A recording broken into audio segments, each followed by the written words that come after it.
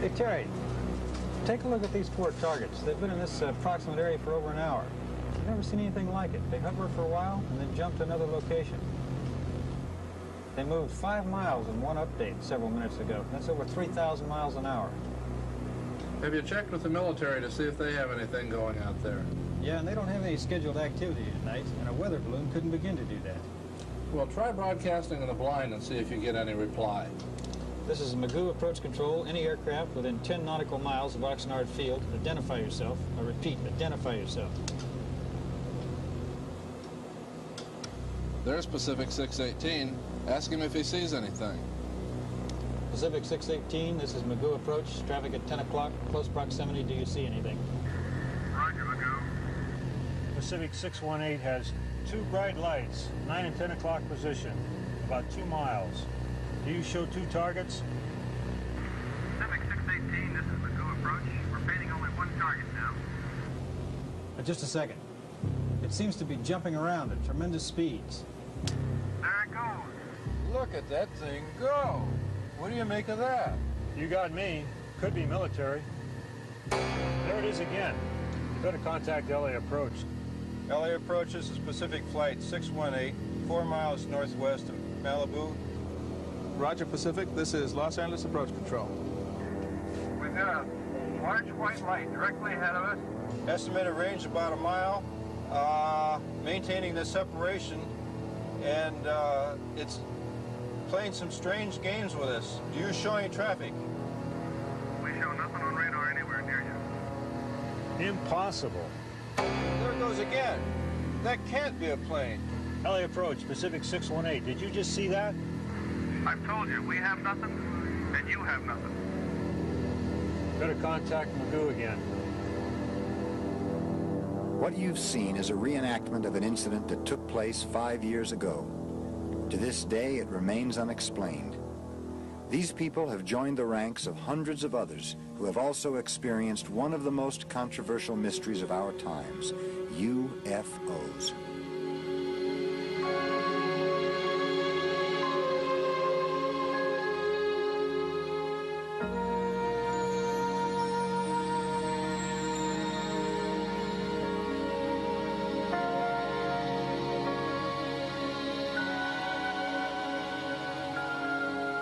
If you study the sky in a planetarium, you can be pretty certain that any of your questions can be answered.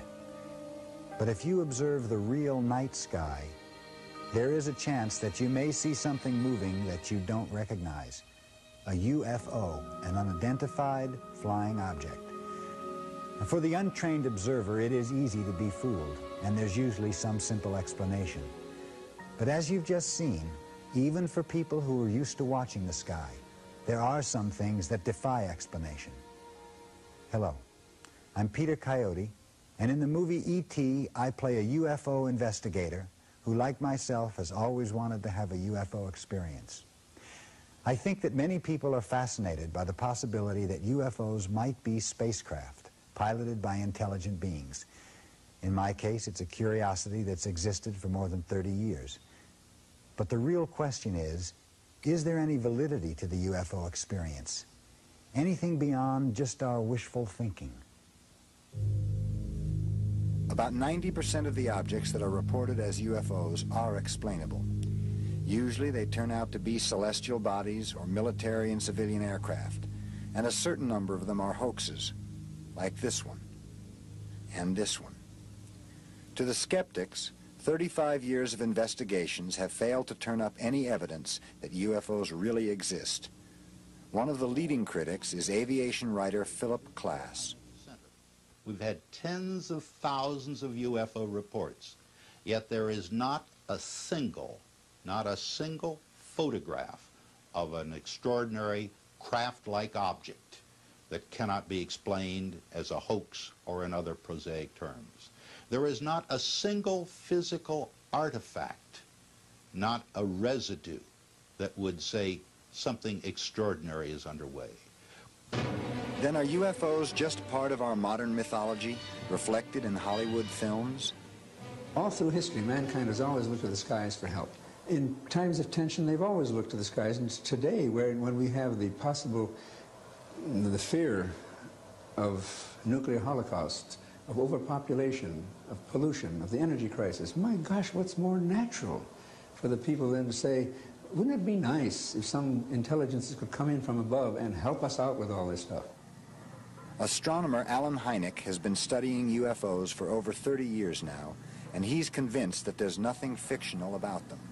Starting as a complete skeptic, I underwent a transformation, and now I've simply, I guess the best way of saying it is it's an itch that I just have to scratch.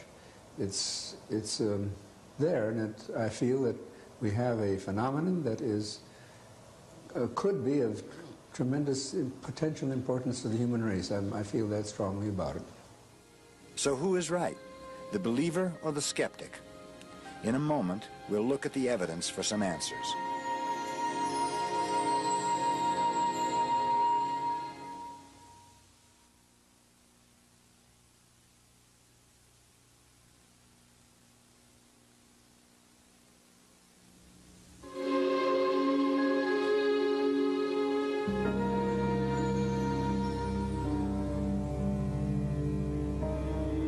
Unidentified flying object. That's what people reported seeing on March of 1982, circling the sky over San Francisco.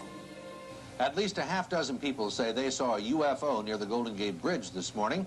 A cluster of lights was first spotted by one commuter crossing the bridge just after 6 a.m. It looked neon, and it was just kind of hovering, and it looked like a big white wing, you know, to me. Each year, hundreds of people claim to see UFOs. Most are eventually identified. This particular object turned out to be an advertising plane, which is frequently mistaken for a UFO. When people do see things in the sky that mystify them, who can they turn to? Publicly, government agencies claim no interest in UFO sightings.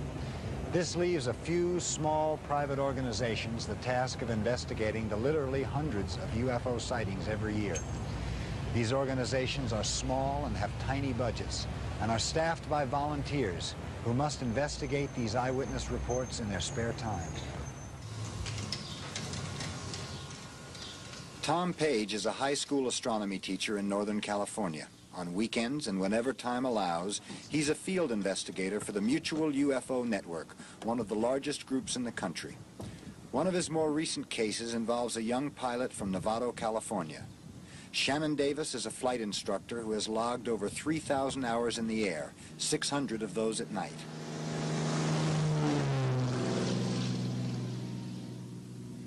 His sighting on the night of November 5th, 1980 is typical of the 5 to 10% that remain unidentified. I noticed the light off of my left wing at about the 7 o'clock position of the airplane. And because I was in radar contact with Oakland Center, because of the IFR flight, I asked them how close that aircraft was from us, and they said that they didn't show anything on radar out there. Then I noticed that it pulled up alongside my left wing. It was a bullet shape, rounded at the front, that widened out and then tapered to a point at the end. But one of the things I really wondered about it is around the main body, the center of it, just past the nose, there was a ring spinning around it. And it did a couple of things simultaneously. What happened is the pulsation quickened up on the nose, and the whole thing went to a very bright color. At the same time, the ring seemed to spin faster till that whole ring disappeared, and within a matter of seconds, the brightness of the object appeared to be just like a glowing bright fireball. And I kind of jumped because at first I guess I was thinking it was some kind of missile that was detonating, and the thing took off forward, and it shot out to forward of the nose. I estimate about 2 or 3 miles ahead of the aircraft, and it made an instantaneous 90-degree right angle turn, and it went vertical until it went up out of sight. And I sat there looking at it, and I didn't know what to think. 5 minutes later, Shannon saw the object again, and it repeated the same pattern. Only this time, 2 pilots flying in the opposite direction also saw the UFO.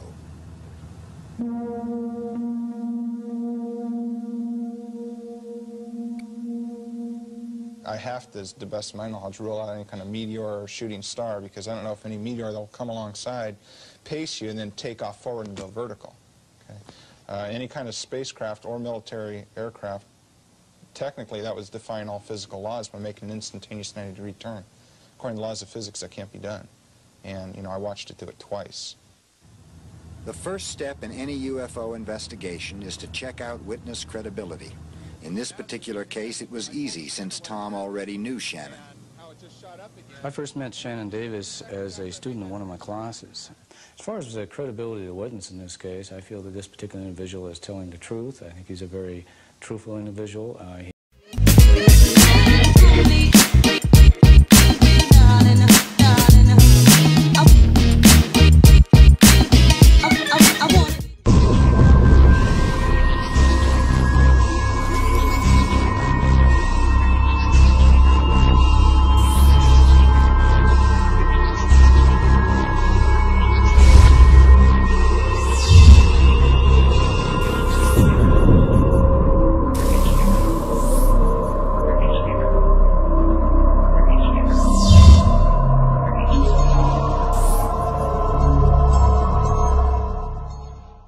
He had no reason to lie, and at the time he didn't want any publicity. Now he said that he would be willing to make this public just for scientific information. But one witness does not make a strong case, so Tom tried to locate the other two pilots. There's a possibility in this particular setting that there were two other witnesses, two pilots who saw something come out of an overcast above Shannon. I do not know what airline they were from, and Shannon didn't either, and we're unable to contact them. And what about radar? During the encounter, Shannon radioed Oakland Center Flight Facility, but their response was negative. If a pilot were to inform us that he had a sighting of a UFO in close proximity, we would not be able to distinguish between he and that UFO. It would be all one target to us. Could the object have been man-made or a natural phenomenon? None of those things could do the things that this particular object did, moving forward at a high speed, making a right-angle turn. Possibly a military aircraft could, but the military certainly wouldn't be telling us about it. The case closed. This is how the evidence stood. Was the main witness credible? Yes. Were other eyewitnesses contacted to support the story? No. Was the object tracked on radar? No. Could the object have been man-made or some celestial body? Inconclusive. That's the problem we have, is that we're basing the whole UFO study on the report of witnesses, and we have to just determine whether these witnesses are telling the truth or not. Shannon believes he saw something extraordinary, and Page agrees with him. But to the doubters, without hard evidence, they're inclined toward a more conventional explanation. There are dozens, simply dozens of things to be seen in the night skies. And I say to any of your viewers, if they will go out tonight, if it's a clear night, and spend 3 hours looking at the night skies, I can almost guarantee them they will see something that will surprise them, something unusual. But ufologists like Page argue that the problem is not the validity of the eyewitness accounts, but the lack of professionally trained, full-time people to investigate cases like Shannon's. Look, we wouldn't have gone to the moon if we'd had to depend on people who could work only on weekends and without salary, as a hobby. What we need in ufology is to make it professional. Not all UFO investigators are amateurs. There are professionals, and many with scientific backgrounds, who are conducting diligent studies. Their efforts have brought UFO research out of the realm of fantasy into a brighter, more realistic light.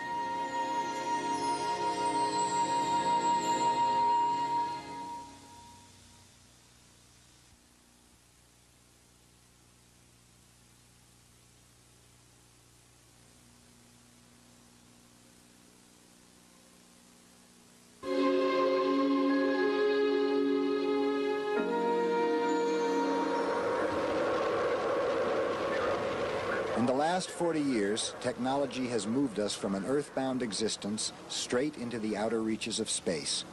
And now that technological know-how is being used to try and unravel the UFO mystery. John Schuessler is a mechanical engineer for McDonnell Douglas and NASA.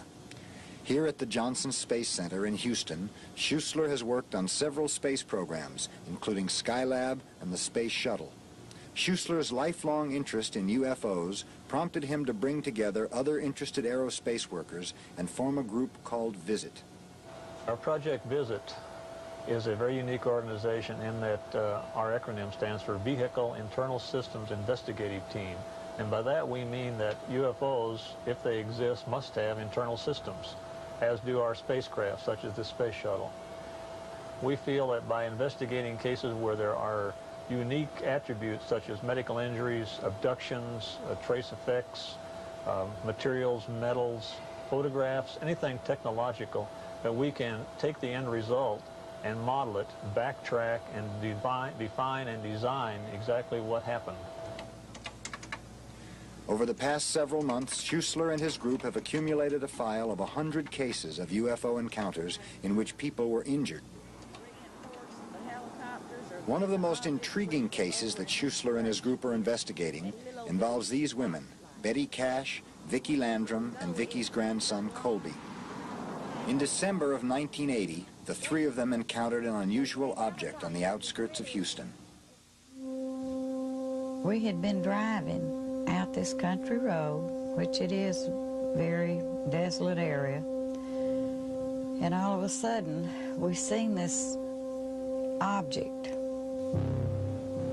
So I didn't know whether to stop, to back up, keep going, or what. So we just kept driving. We thought, well, maybe it's an air balloon or something, you know, weather balloon or something.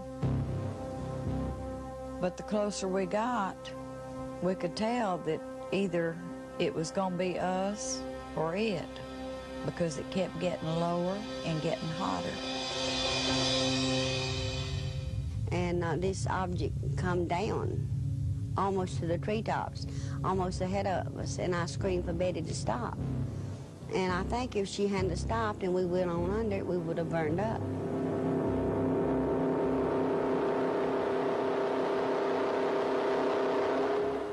I got out in the car, Kobe and me, for about, I guess, a minute or two, and he was screaming like he was trying to get away from me and then pulling me back in the car, and I got back in the car, and Betty walked to the head of the car.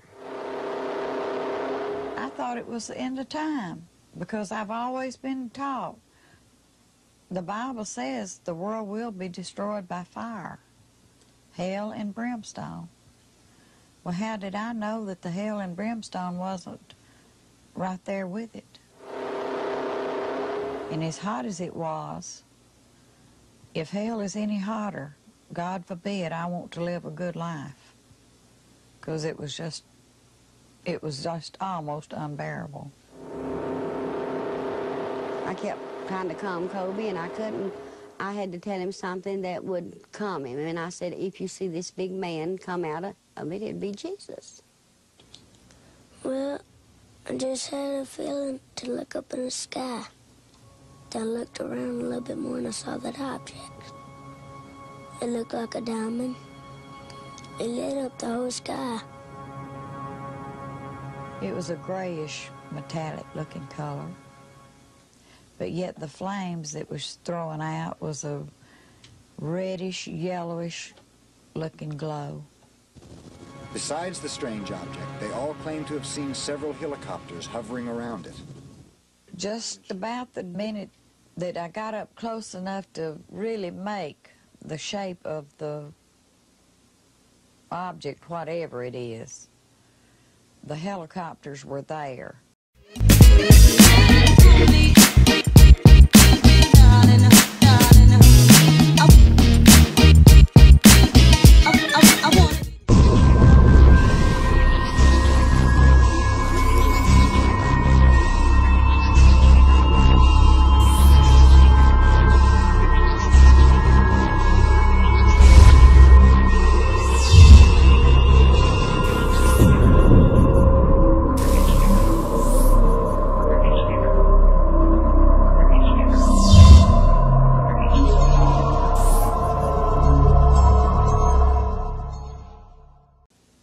We was amazed at, you know, what kind of helicopters there were. We were about scared to death. The double rotary kind of helicopters, I'd never saw one before.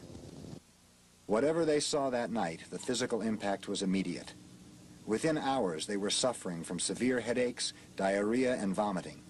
Betty Cash had the worst symptoms.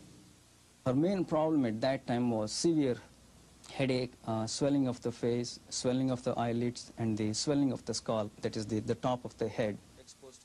The fear of ridicule kept Betty from telling about her UFO encounter. But weeks later, when patches of her hair started falling out, she told her doctor about the incident. Specialists were brought in, including a dermatologist and a radiologist, to run tests. They all turned up negative. John Schuessler and his group started their own investigation several months later. Despite the inconclusive medical reports, Schuessler believes that all 3 victims received some kind of radiation exposure caused by the UFO. It's a package of symptoms that all 3 had, and all 3 being different kinds of people. That's the significant thing. From their age, the past history, medical history, etc., but they all had common symptoms. The common symptoms all manifested themselves right after the incident, starting within hours. And what about the helicopters that were supposedly hovering around the object? Schuessler's investigators found other witnesses who saw them. The helicopters must have been military if they existed. That has to be a given. There are no civilian operations of CH-47 Chinook-type helicopters in the Houston or Gulf Coast area. Major Dennis Hare is a commander with the National Guard at Ellington Air Force Base near Houston. He says none of the Chinooks in his unit flew the night of the incident. I personally was not up in the air that night, and to the best of my knowledge, no member of my unit or the aircraft that's under my command were up in the air on that particular date. A fleet of helicopters, an unidentified flying object, and 3 victims who were injured by it. What do they all add up to? No one is sure. Schuessler and his group think that one possible explanation is that our government may have been testing a secret aircraft that night, powered by some type of microwave propulsion system. The craft may have gone out of control, almost touching down when Betty, Vicky, and Colby saw it. They have what would normally be seen from a heavy dose of microwave and possibly an X-ray component. And we do know that pulsed microwave gives off an X-ray component. But if the military is involved, they deny it. Citizens of the United States were subjected to chemical exposures, radiation exposures, and various other things over the past 30 years at different times in the interest of research or military operations. And a lot of those people kept saying, hey, look, I was hurt. Believe me, I was hurt. And everybody said, you're crazy. It couldn't have happened. As for Betty and Vicky, they still suffer from hypersensitivity to heat. I do expect them to take care of my medical bills and what I have had to go through with and what I'm still going through with and what I may have to continue for years. I don't believe in the little green men and all of that stuff from outer space. But if it's something that people don't know about, and it slipped in here and did that to us, and the government say they don't know about it, when they had the helicopters up there, we in a terrible shape. Because if it can happen to us, it could happen to a whole city. A postscript to the case. Vicky and Betty have filed suit against the federal government, attempting to win compensation for their injuries. They remain firmly convinced that whatever it was they saw, it was attached to the United States military. After pressure from a Texas congressman, the U.S. Air Force sent its own special investigator to look into the matter. His report states that he was unable to find any connection whatsoever between the UFO and any branch of the U.S. military. And so the case remains unsolved, but it does raise some questions. Is it possible that some unidentified flying objects could be secret U.S. military test planes? And if so, what recourse do citizens have if they are injured by them?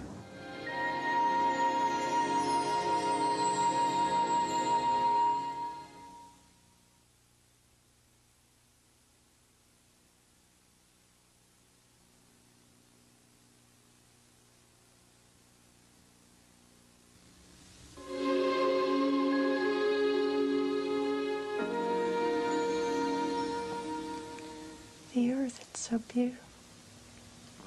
Where is it? Below me, And what are you doing? flying around. We're leaving the earth. Under deep regressive hypnosis, Carol Del Duca is recounting a bizarre story in which she was whisked away in a spaceship. Her husband Joseph, also under hypnosis, tells the same story. Is it real or imagined? In the whole area of UFO experiences, the strangest and most controversial are the abduction cases. Since the early 1970s, there have been well over 300 incidents of people claiming to have been forcibly abducted and taken onto spaceships where they met extraterrestrial beings. These incredible stories have divided UFO investigators. Our own examination of this began with Joseph and Carol Del Duca's own story. It's sort of like a glow on the outside. The Del Duca case was investigated by Dr. Richard Sigismund, a social psychologist in Boulder, Colorado. Their story begins late one night while driving down a lonely stretch of highway on their way home from a trip with their 4-month-old son. All they can remember is seeing 4 UFOs. Only under deep hypnosis do they begin to fill in the lost hours. 4, 5, sleep.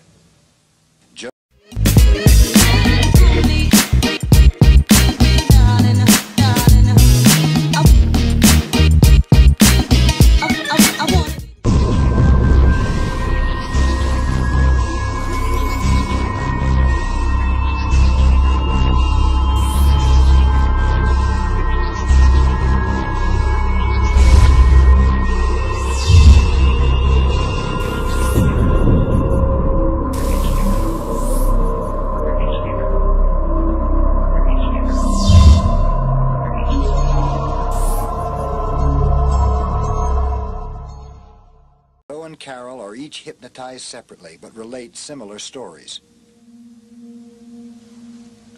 Pulling into the woods. You're pulling into where? The woods. What are you doing there? We're going to the spaceship.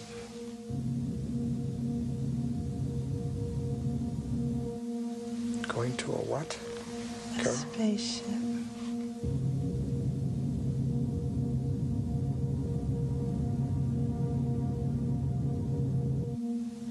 Tell me what you're doing then. Going into the room.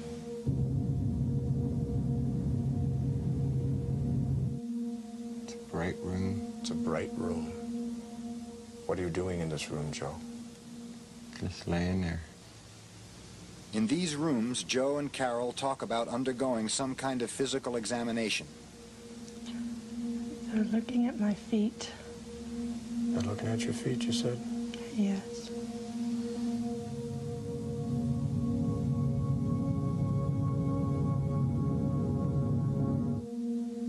It's hurting me.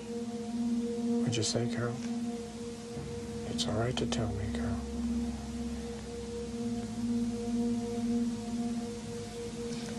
They're hurting my ankle. They're doing what? They pulled on my ankle. It feels like they broke it.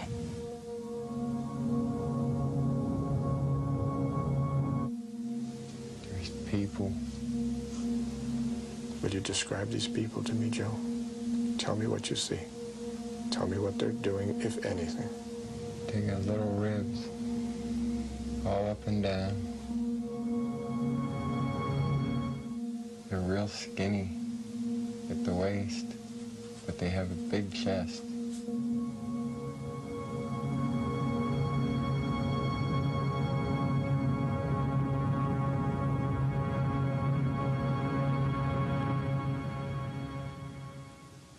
It's clear that Joe and Carol are reliving an intensely emotional experience, especially Joe, who describes an unusual meeting with one of the entities. He just pulled me out. Pulled you out of what, Joe? Out of my body. I'm one, but I'm two. He's so nice. He's warm.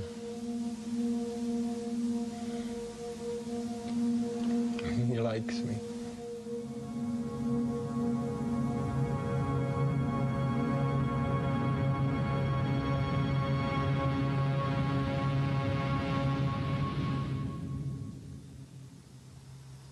Were Joe and Carol abducted by aliens from another world, or did they imagine it? Dr. Sigismund believes it did happen. The stories on every significant, in fact, minor details, they match. Even though each individual had distinctly different type of experience, which they relived under the hypnosis. Nonetheless, if they were describing the shape of the so-called craft, or they're describing the suits of the entities, it all dovetailed to a minute degree. It would be a great difficulty if individuals sought to perpetrate a hoax to maintain it under deep hypnosis. We sometimes doubted ourselves. Did that really happen? That's incredible. But after we realized that this was a good thing, and very few people have the privilege of getting to do something like that, that it left us with good feelings. It was just mind-boggling, but there was a lasting impact. But the theory of abductions is being challenged by this team of investigators. Dr. Alvin Lawson, an English professor at Long Beach State University, Dr. William McCall, a medical doctor who specializes in hypnotism, and John Herrera, a writer. They demonstrated for us a basic experiment that they have conducted with hundreds of people. They hypnotize a person who believes she was abducted, and a volunteer who is told to imagine an abduction. The result? Both stories are similar. What is it that you're seeing? They're shapes, and they're looking down at me. They're tall and slim, with large eyes, long fingers. It's like this bright light in their heads looking down at me. But they're like shadows. Mm-hmm. And something's passing across. Yes. It's sort of like a piece of something. They're looking into my eyes.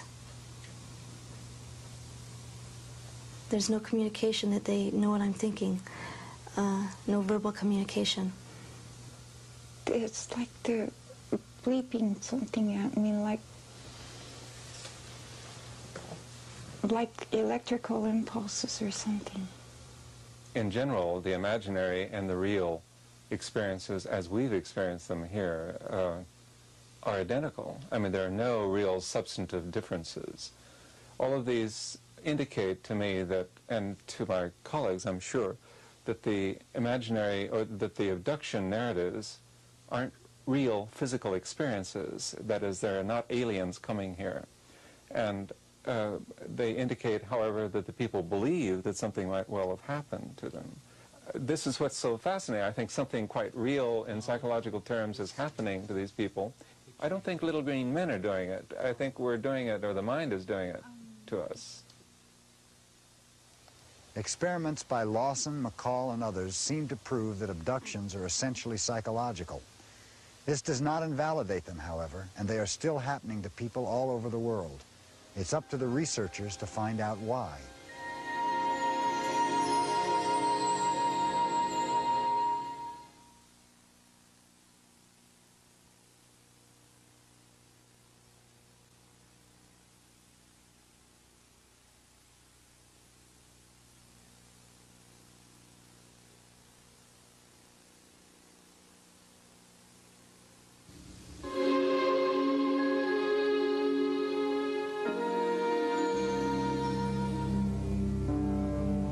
Guatemala City, 1976.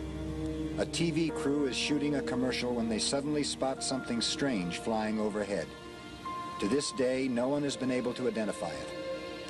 But as spectacular as it appears, this videotape and other forms of pictorial evidence have only limited value in our understanding of UFOs. Richard Haynes is a research scientist who has studied many photographs. In order to make sense out of photographic evidence, it's extremely important to know a great deal about the photographer, about the camera system he uses, about the development process that is used, and in general about the context in which the picture was taken. oftentimes we come across photographic evidence long after the fact, and because of that we don't have much of that fine detail information that we need to do a good systematic analysis. But with the development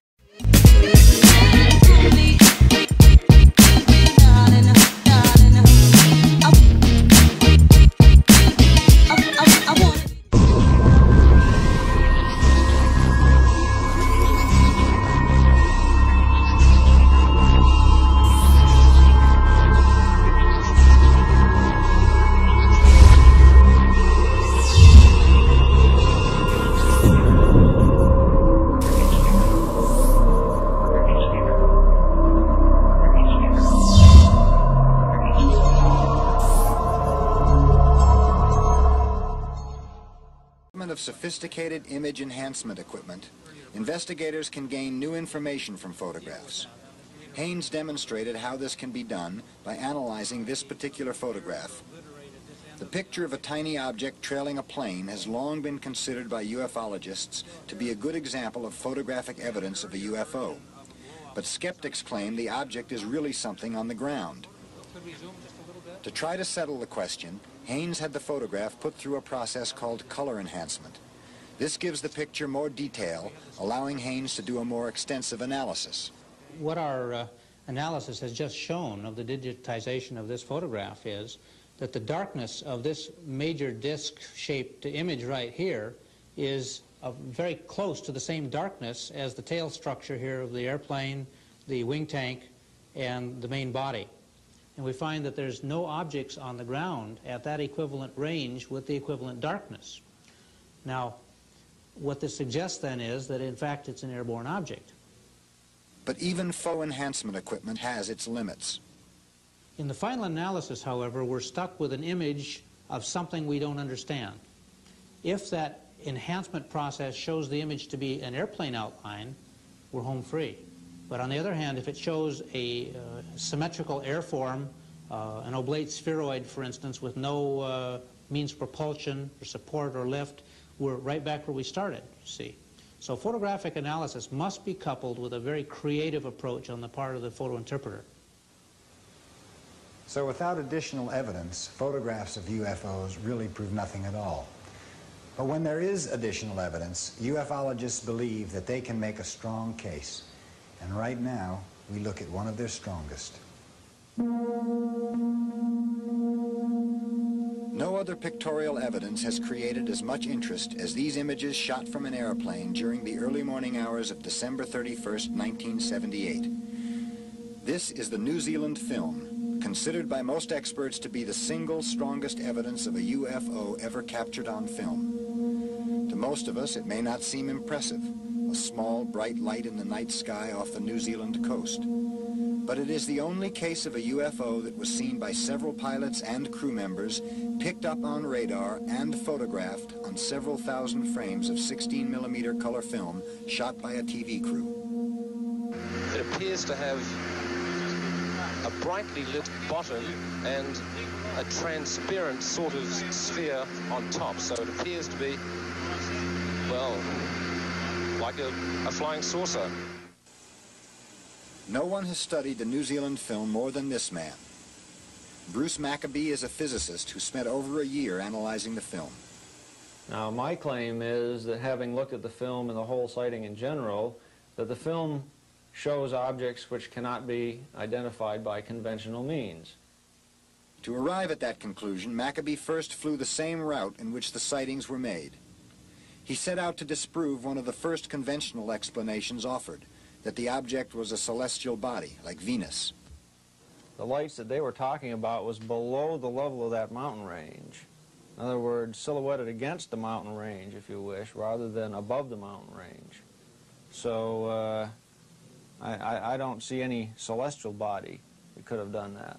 Also, if you look at the image carefully, you will see it does strange things, like when it tends to fade out, it changes its shape from being sort of oval to sort of thin in a vertical direction, and then just fades out. Other skeptics suggested that the light came from squid boats, which use bright lights to draw squid to the water surface. To eliminate that possibility, Maccabee made a direct comparison between a squid boat light and the light in the film. The squid boat picture clearly shows a reflection in the water extending underneath the image of the squid boat, sort of a dull reddish triangular reflection extending downwards. In none of the images in this UFO film have I been able to find any indication of a reflection in the water, which you would expect if it's a squid boat. According to air controllers, their radar picked up the object and estimated the distance to the airplane at between 10 to 20 miles. Using a densitometer, an instrument that measures film density, Maccabee was able to determine the object's brightness. If the light source had been, for example, 10 nautical miles away, then it was putting out a power equivalent to several 100,000 watts worth of incandescent light bulbs. A several 100,000 watt source is not a small amount of power. That's an awful lot of energy being used up, and they saw this thing for 15 minutes, so it must have been a considerable source of power by itself. But the most amazing conclusion that Maccabee reached centered on these last few feet of film, shown here in extremely slow motion. It shows the object flashing from bright white to a dim red and then orange color. The periodicity of this flashing is essentially perfect for 30 cycles. Now, such a regular flashing of a light implies intelligent control. We could find no human-made light source to account for it. So the periodicity suggests intelligence, and yet we can't find any conventional explanation. So that suggests that we have some sort of an intelligence on our hands here, and that removes it beyond the pale of science, I'm afraid.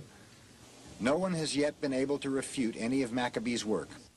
He believes that the significance of the New Zealand film goes far beyond the scope of just one case.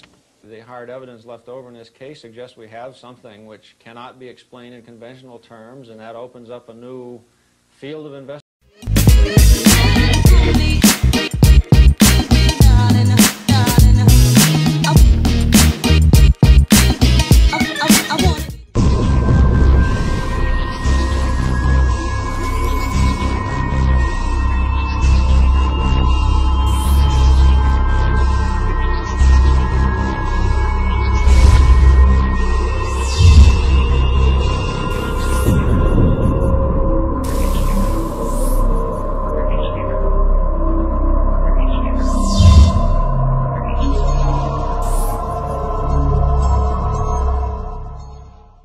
Investigation in science.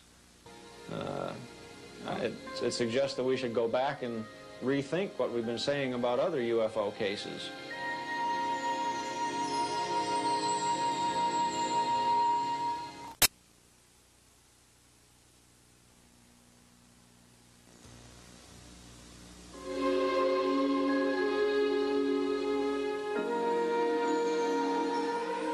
October 25th, 1975. Fighter planes are sent in hot pursuit after an unidentified flying object seen hovering over missile sites at Malmstrom Air Force Base in Montana. NORAD, the North American Air Defense, reports that the jets failed to intercept the object. For the next 2 months, NORAD recorded other sightings of UFOs over missile launching sites and nuclear weapons storage areas in Michigan, Maine, and North Dakota. In all cases, our jets were unable to overtake the objects. The 1975 sightings show us dramatically that unidentified flying objects have invaded our airspace. And yet, since 1969, the federal government's position has been that it is not interested in investigating UFOs. It was in 1969 that the Air Force ended Project Blue Book, a 21-year investigation of UFOs. Their basic conclusion was that lack of evidence warranted no further study of the matter. There was no evidence of threat to national security. There was no evidence that we had been visited by extraterrestrial vehicles. And finally, there was no evidence that after evaluating these UFO sightings, that there was any indication of scientific knowledge, the existence of scientific knowledge beyond the present state of knowledge. But government documents on the NORAD incidents, as well as thousands of other reports, reveal that the government continues to investigate a phenomenon that is much more than just a few isolated incidents.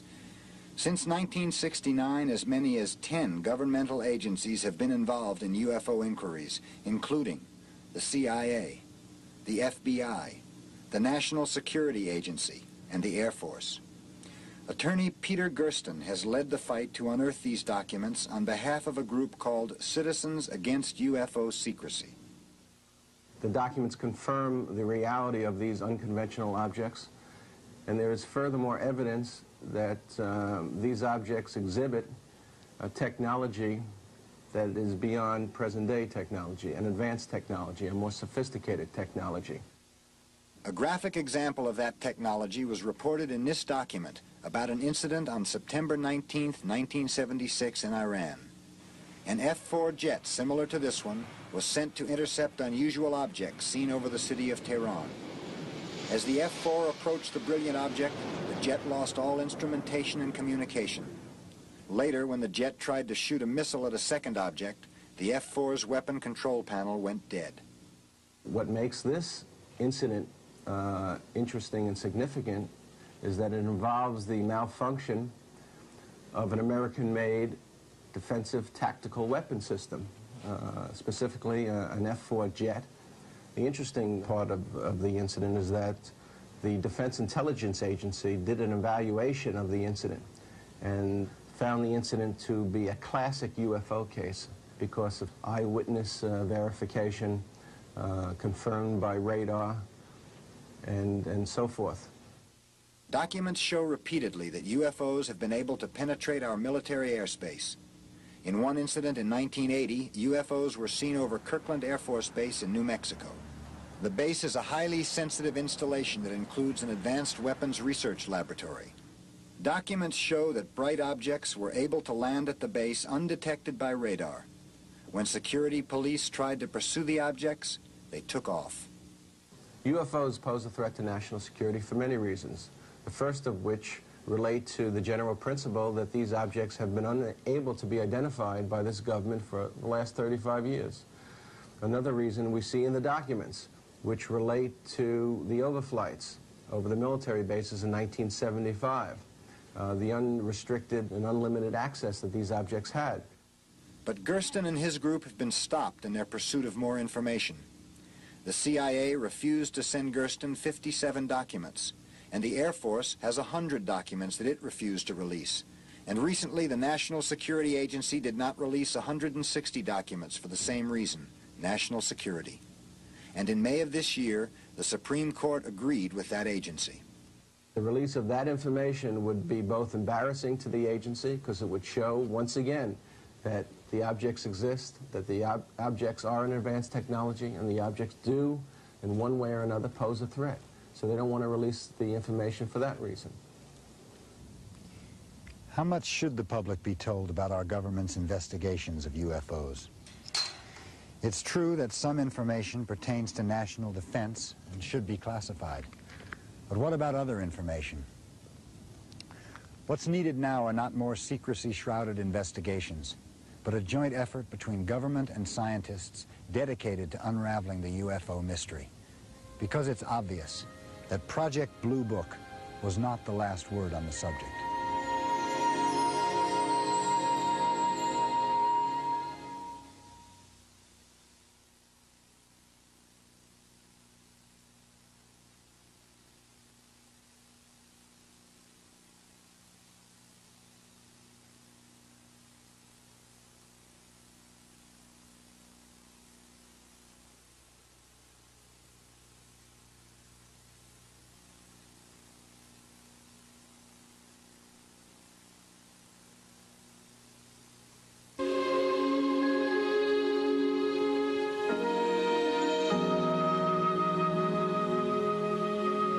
Many astronomers would agree that it is likely that there are other civilizations in our galaxy.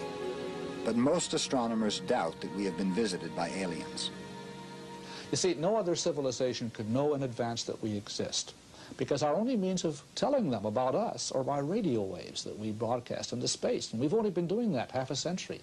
which means there's a big sphere of radio radiation expanding outward at the speed of light. That's how fast radio waves go. Now about 50 light years in radius. And even with the most optimistic guesses, the most likely nearest civilization is many times further away than that. So any extraterrestrial spaceships visiting Earth would have to have been cruising around sort of at random, looking in space in general. And if you work out the numbers, it turns out you'd have to suppose that every conceivable civilization that could exist would be launching ships at the rate of one every few seconds to account for the number of reports of UFOs that are made here on the Earth. If not aliens, then what do UFOs represent? For scientists like Abel, the answer is very little, if anything. I think it's fair to say that members of the scientific community would be extremely delighted to investigate UFOs very seriously if there was anything concrete to investigate. The difficulty is, the more you look into it, the more you find the evidence is hearsay or slipshod evidence or things which we can very well understand without the need to investigate. I can appreciate the desire of the physical scientists, the so-called hard scientists, to have what they call hard data. I would like it too. But when you have a phenomenon that doesn't seem to produce the hard data, one might as well have asked Sigmund Freud, what is the hard data in dream analysis? What do you take in the laboratory? What do you put under a microscope in dream analysis? And yet we have the whole structure of psychoanalysis today. And so we've come full circle around the subject of UFOs, and it's a standoff between those who believe and those who don't. But it seems to me that ufologists have a strong case when they argue for a serious investigation of the phenomenon, because scientists who dismiss UFOs are either unwilling or unable to refute the most outstanding cases, like the New Zealand film. If documents show that sightings over military installations are taken seriously by our government, shouldn't that be investigated? If a videotape shows an object that defies identification, shouldn't it be analyzed? And if people believe they were abducted by aliens from outer space, isn't that a subject that merits psychological study? Dr. Haynes and others say yes, and they make a plea for time and money to do a thorough investigation of the strongest UFO cases. But even more important, they want their fellow scientists to keep an open mind. Because we're dealing with a phenomenon we don't understand. And because of that, we need to keep every avenue open in terms of the approach taken to understand it. It might take physics. Some breakthrough in molecular physics, let's say, or plasma physics. It might take some understandings of the psyche, of the unconscious. It might take a combination of the two. It might take some totally new field of science we don't have yet. Ufology today is in the state, I would say, that, say, chemistry was when chemistry was alchemy. A mixture of superstition, wild ideas, unproved claims, and yet out of that whole mess, finally, the very first-class science of chemistry evolved. And I think the same thing is going to happen eventually with ufology. But right now, it is a mess. There's a fantastic amount of wishful thinking, of desire, of pseudoscience, of pseudo-religion, of cultism.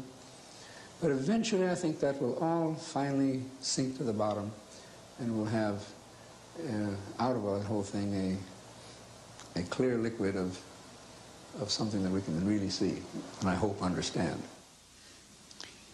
It doesn't seem likely that the government will join with scientists in a complete public investigation of the UFO phenomenon.